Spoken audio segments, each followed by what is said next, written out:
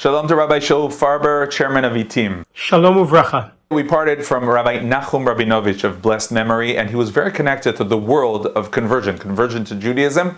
And you met him and you were familiar with his work and you worked with him.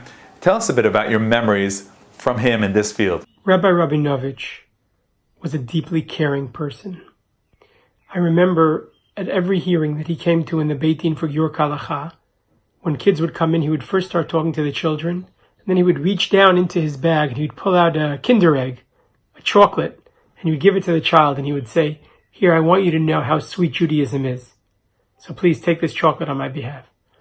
I remember thinking to myself, if only his thousands of students could see how human he was. This wasn't just an intellectual giant, but he was a deeply caring, sensitive man who understood his historical responsibility, and he understood the significance of Medinat Yisrael today, the opportunity that it provides for us to bring home the Jewish people. And alongside his Torah, I hope he's remembered for that as well. Conversion has always been an issue that has sparked controversy. How did he deal with the debates and the disputes? Rabbi Rabinovitch was an exceptionally modest man. He didn't seek controversy.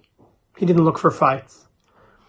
I remember when we started Giur Kalacha, we turned to Natan Sharansky, then the head of the Jewish agency, and we told him about the idea. And Sharansky said, "Let me go meet Rabbi Rabinovitch. I'll go to meet him in Ma'aleh Adumim." And when I spoke to Rabbi Rabinovitch about it, that Natan Sharansky wanted to come see him, he said, "Absolutely not.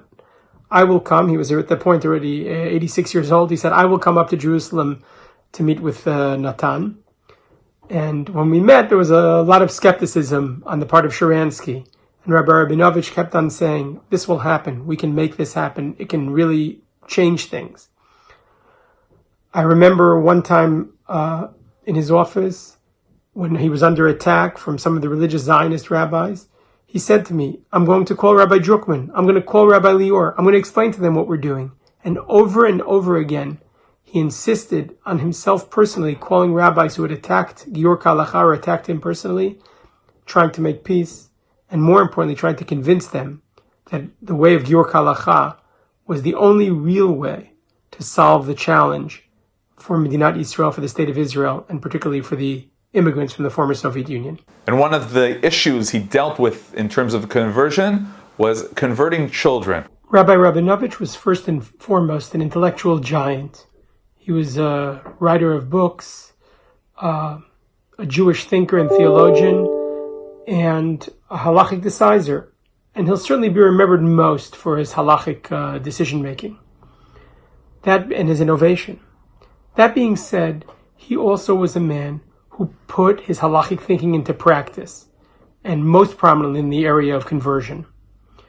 Many years ago, Rabbi Rabinovitch began a process integrating the immigrants from the former Soviet Union, at least in the intellectual world of Psak Halacha, by writing a decision that said we could convert children of immigrants from the former Soviet Union in Israel without any demand that they be completely Torah observant.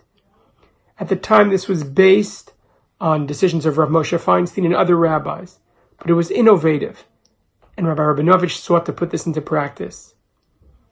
It was my luck that, together with Rabbi Rabinovitch, I was able to spearhead the Giur Kalacha Conversion Court Network. In the first meeting of that Conversion Court Network, in 2015, Rabbi Rabinovitch insisted on sitting on the Beit Din. He insisted with two other rabbis on showing other rabbis how it could be done. Rabbi Shaul Farber, chairman of ITIM, thank you very much for joining us. Thank you very much. If I can just say one more thing. Rabbi Rabinovitch, Zecher Tzadik Livracha, was a man who didn't just believe in Torah ideals, he practiced them.